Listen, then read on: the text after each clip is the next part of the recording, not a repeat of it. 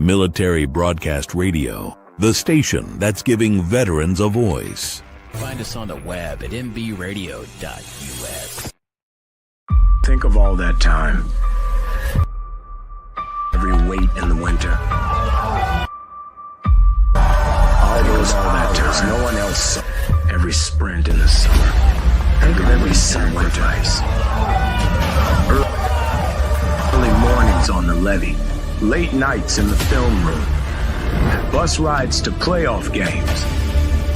Every bump in the road.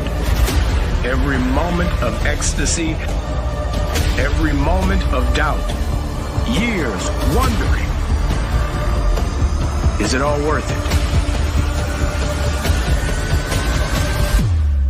It's all led to this. Man, I got this. It's a 60-minute drive for a 60-minute game. After all the miles we've traveled, we're almost there. After all the hours we've worked, one more can make us legends. After all that time, this is our time.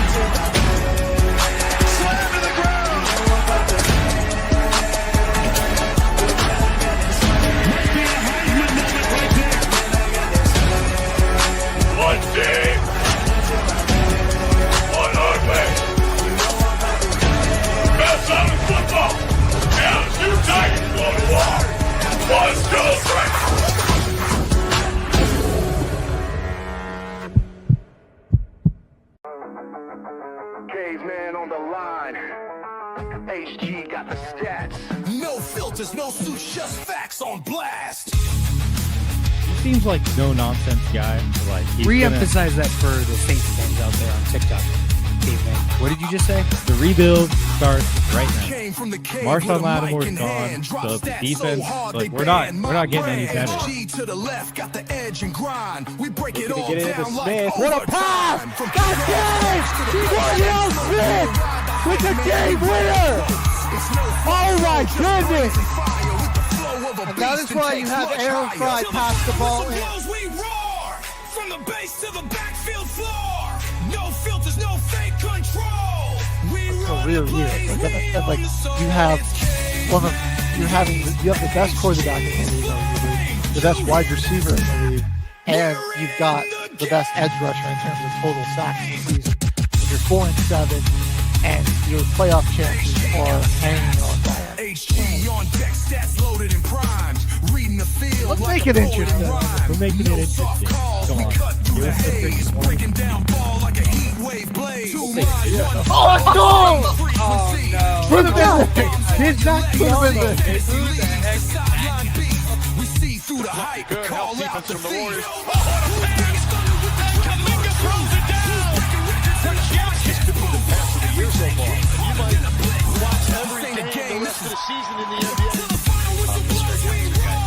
So don't you go saying that you're never going to see that. You're such a hater.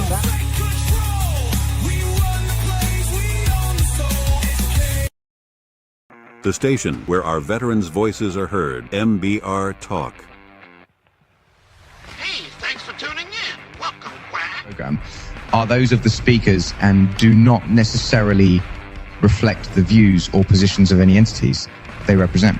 Find us on the web at mbradio.us. You are looking live at Till the Final Whistle, everybody. HG and Caveman in the house, and we've got a special guest in the building right now. Terrified right now. HG. We got Joel Fear back. for my life.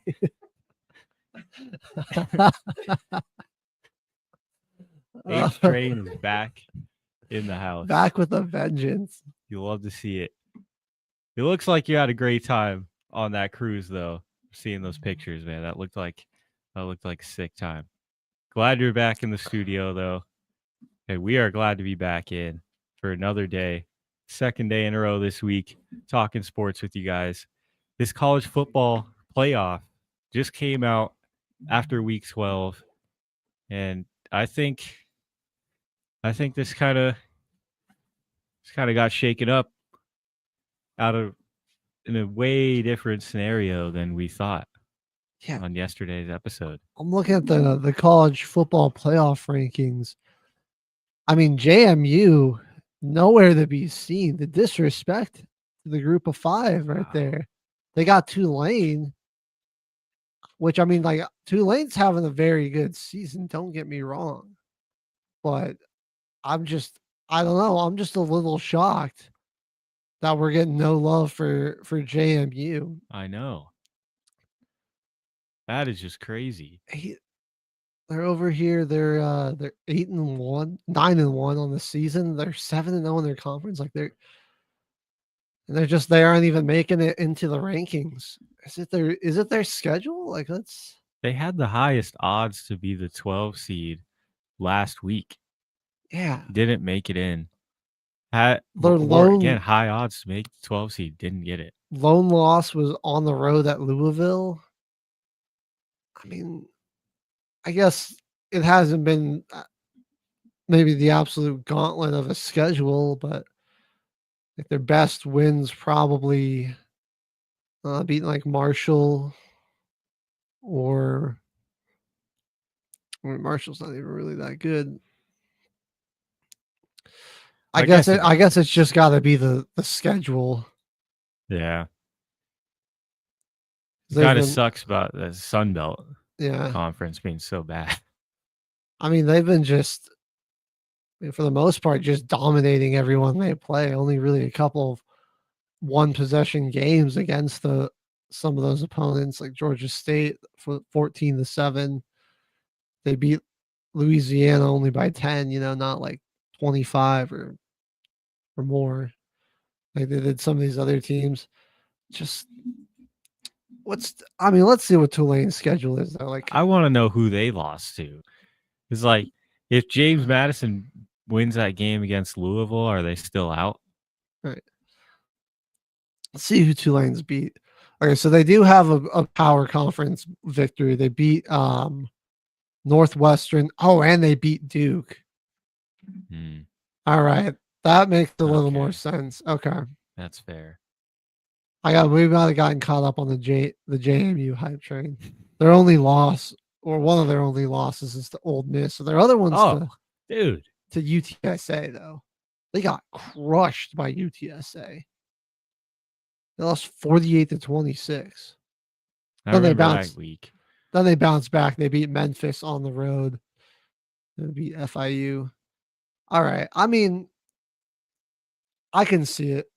They certainly do have a better resume than JMU. JMU does just have a better record. I think the craziest thing is BYU being the first team out. Right. Kind of disrespectful to the Big 12. BYU, I'm like over here, I'm leaning more towards Bama, or not BYU over Bama. Because Bama's projected at 10. Let's see, we got Miami at 11.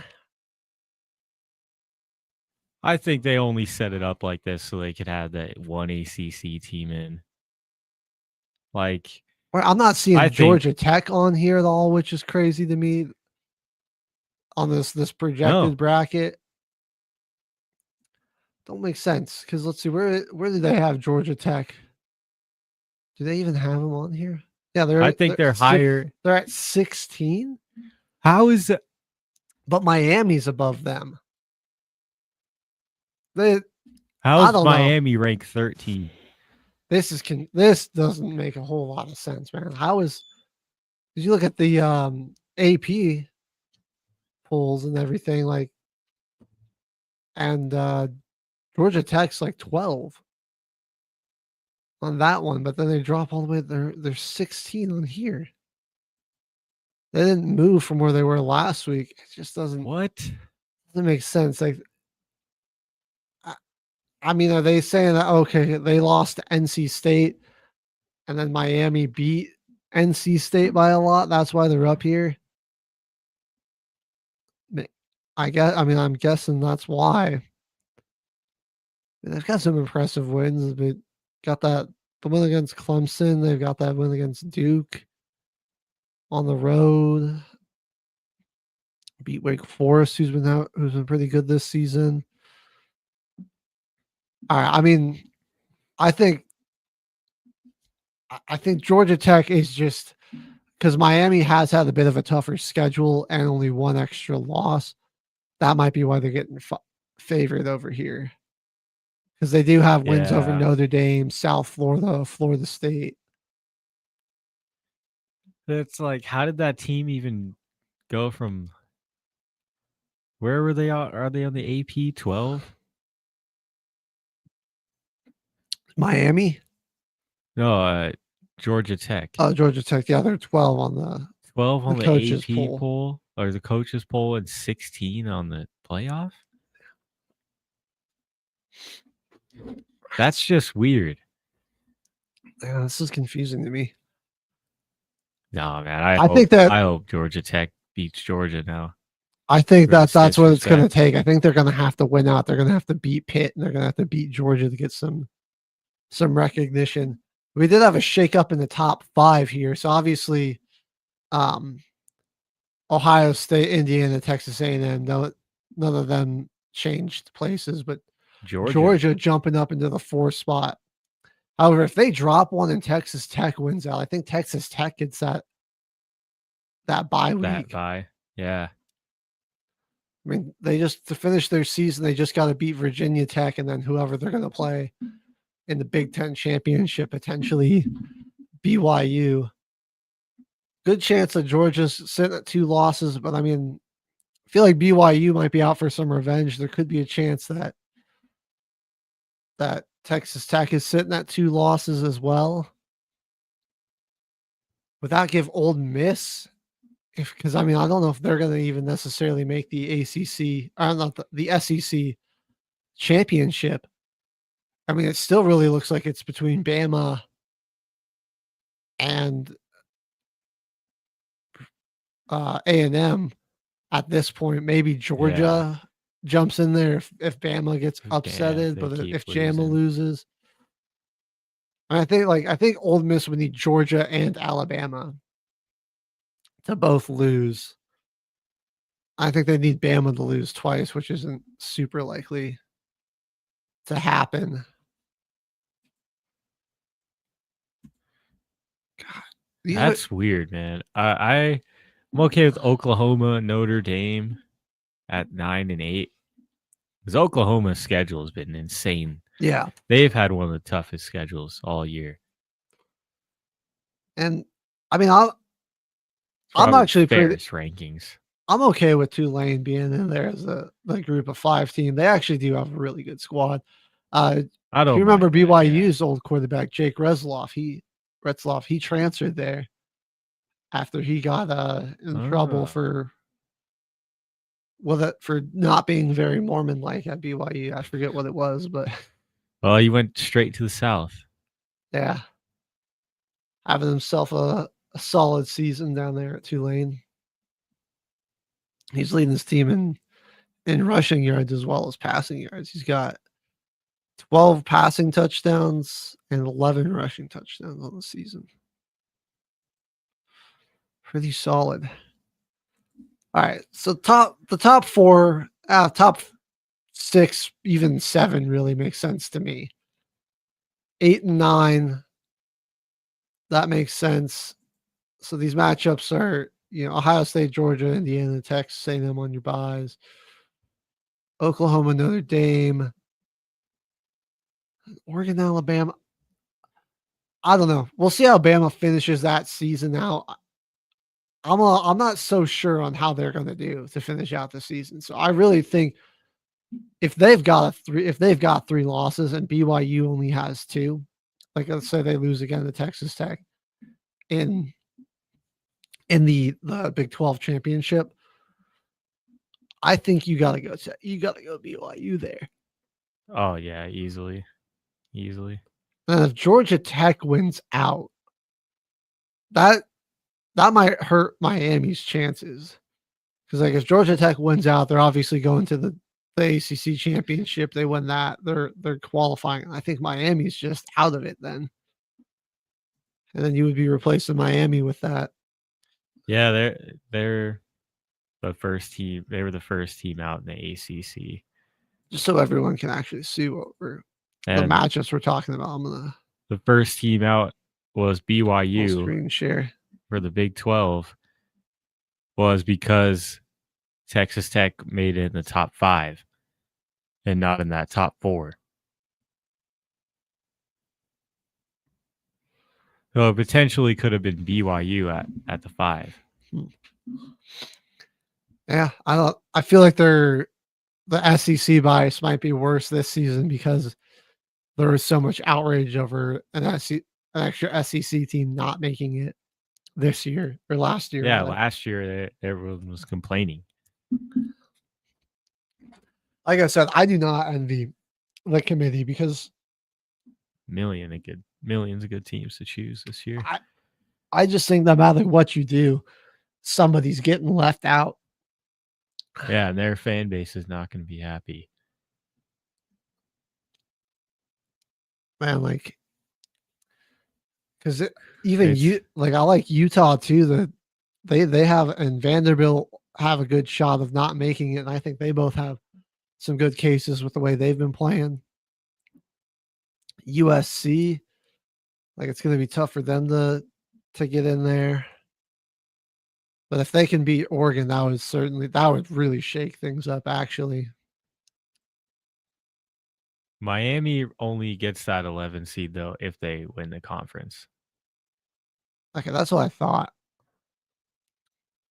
I figured it would just be the 12 seed this year, but Miami's not safe yet. They're not 100% in it.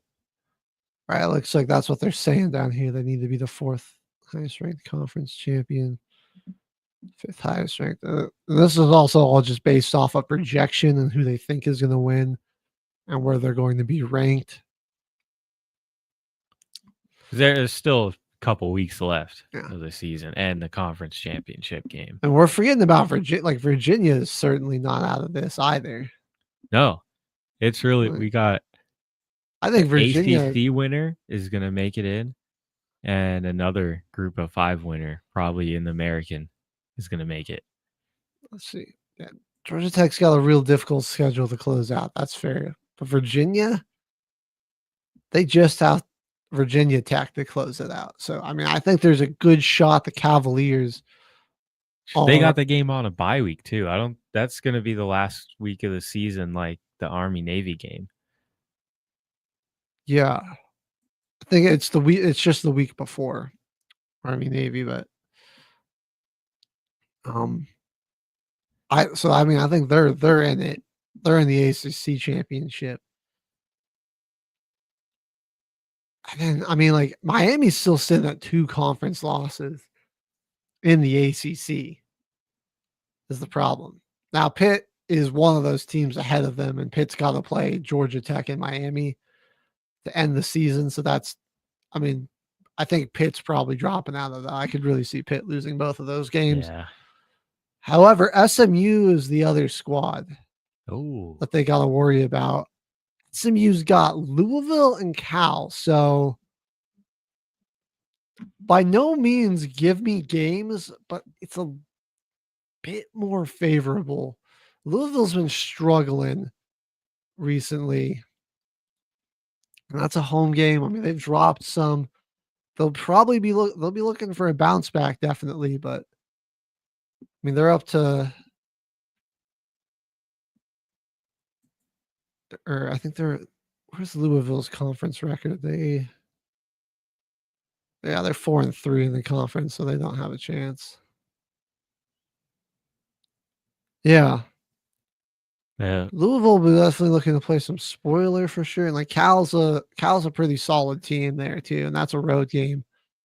Could be difficult. The ACC is going to be like I really think. I mean, I really think there's probably a better shot of SMU sneaking in there somehow over Miami getting in there Yeah. and winning it. Miami is closed down for Virginia Tech and Pitt. Which, okay. That's a pretty doable That is doable. close out there. Got it. The ACC, that's just where all this chaos is. I mean, I don't. It's gonna be a bloodbath. Like Texas, all these SEC schools, top 5, they're just dominant. They've been winning everything, you know. Yeah. Like,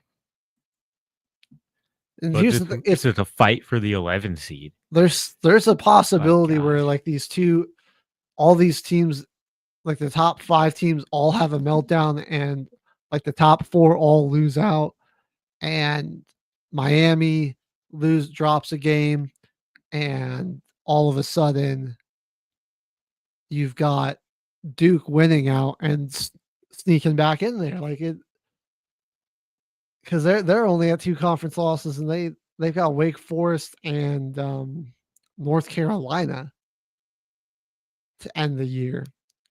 Those are winnable.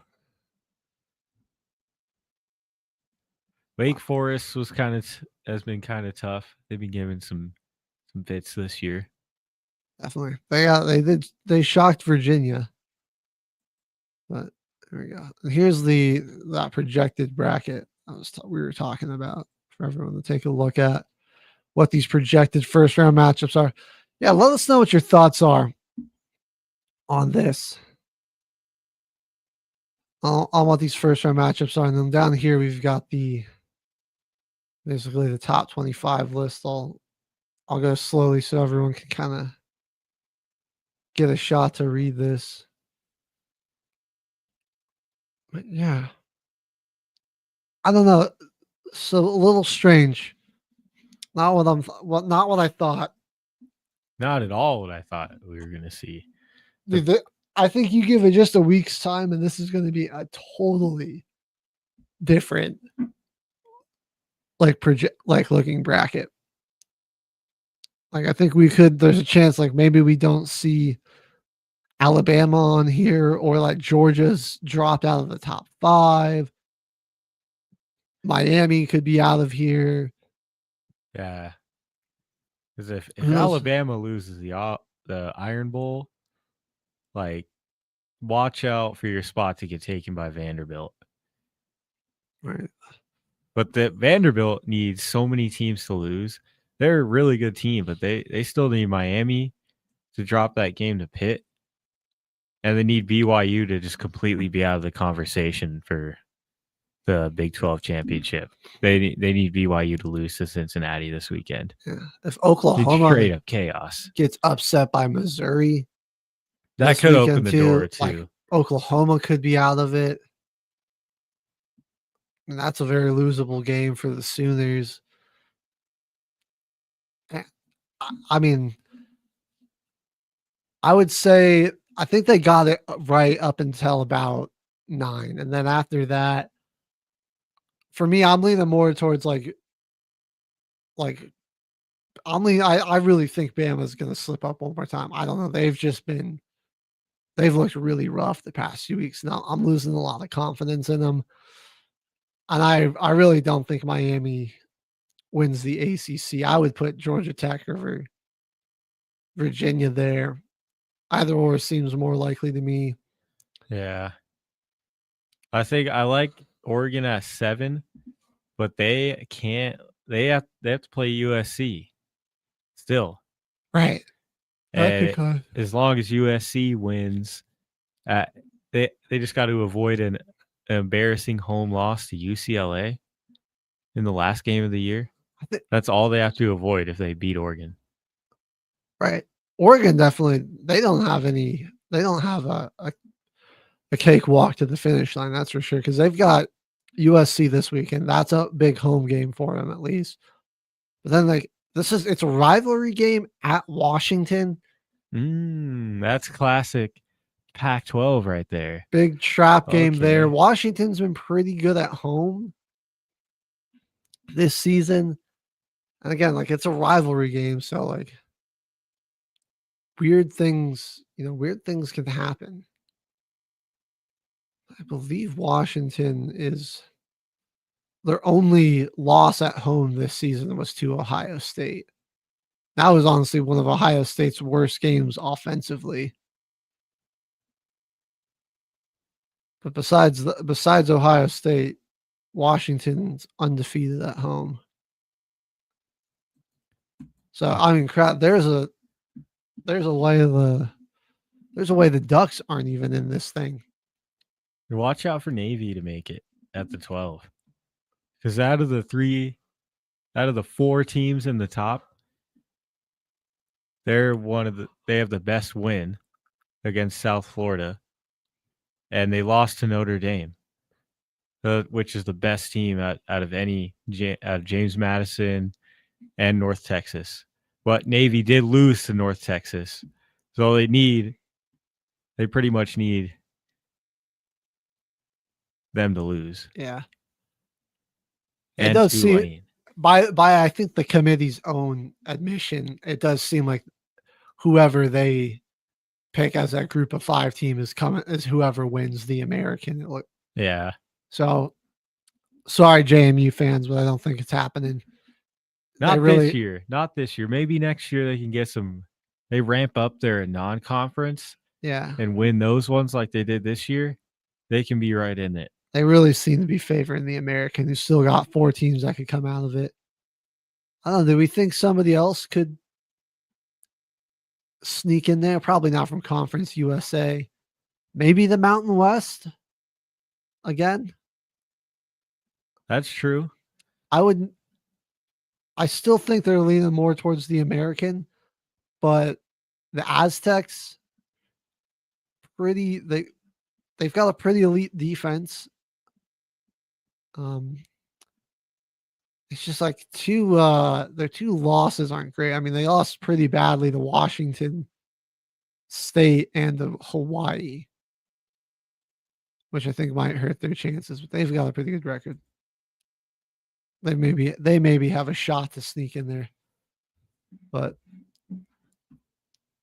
yeah, given saying Tulane to win the conference, I'm honestly leaning more towards like North Texas though, or Navy.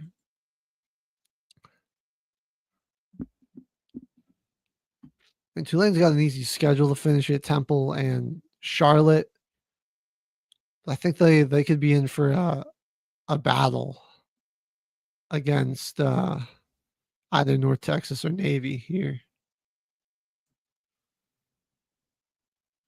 All right.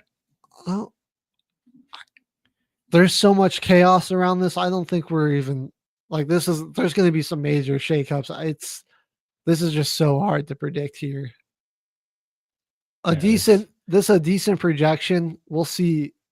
I could see at least 3 of these teams though not being here the next time we take a look at the bracket. It only gets crazier and crazier from here. Yeah. The next 2 weeks. Who do we drop in the comments who you think is winning out there the conference and who's making it to the college football playoff? I mean, at this point, the only things I'm sure of are the top 5 teams currently. Ohio State, Indiana, Texas A&M, Texas Tech, and Georgia. Those are the only ones I'm sure of. Well, and Ole Miss. I'm pretty sure of Ole Miss. So, but like the top 6 teams in the country, those are about the only ones I have a ton of confidence in that they are definitely making it. Everyone else, we don't even know. I don't know. We got the next 2 weeks to decide that. We've got at least 50% of the pool.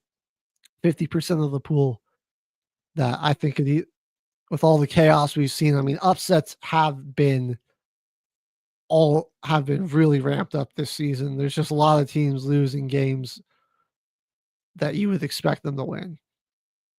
So it is going to be a fantastic few final weeks to finish out this season. That's for sure. Make sure you stay tuned for that. We're going to go ahead and hit our first music break, but when we come back, we're going to jump into some NBA talk.